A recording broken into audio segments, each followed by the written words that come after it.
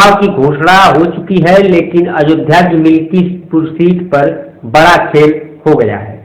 राज्य की 10 विधानसभा सीटों पर उपचुनाव होने हैं, लेकिन चुनाव आयोग ने सिर्फ 9 सीटों पर ही चुनाव की तारीखों की घोषणा की है।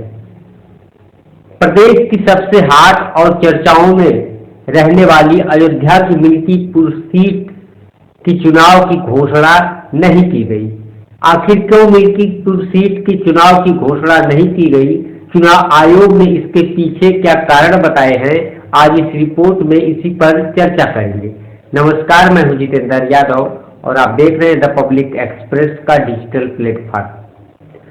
चुनाव आयोग ने मंगलवार को एक प्रेस कॉन्फ्रेंस कर चुनाव की तारीखों का ऐलान किया। चुनाव आयोग ने 2 राज्यों महाराष्ट्र और झारखंड में विधानसभा चुनाव की तारीखों का ऐलान किया। इसके अलावा देश के अलग अलग राज्यों की 48 विधानसभा सीटों और 2 लोकसभा सीटों पर उपचुनाव की तारीखों का भी ऐलान किया। हालांकि यूपी में भी 10 सीटों पर उपचुनाव कराया जाना था, लेकिन चुनाव आयोग ने यूपी की सिर्फ 9 सीटों पर ही चुनाव की तारीखों का ऐलान किया है। यूपी की जिस एक सीट पर उपचुनाव का ऐलान नहीं किया गया है, वह सीट है अयोध्या की मिल्कीपुर विधानसभा सीट। मुख्य चुनाव आयुक्त राजीव कुमार ने प्रेस कॉन्फ्रेंस कर चुनाव से जुड़ी पूरी जानकारी दी।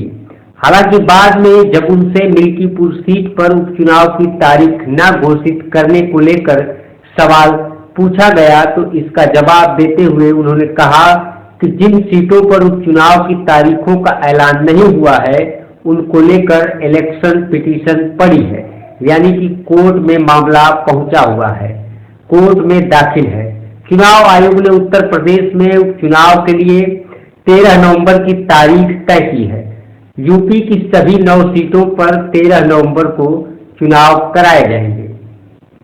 आपको बता दें कि इस सीट पर पहले अवधेश प्रसाद विधायक थे, जिन्हें लोकसभा चुनाव में समाजवादी पार्टी ने फैजाबाद लोकसभा सीट से प्रत्याशी बनाया था।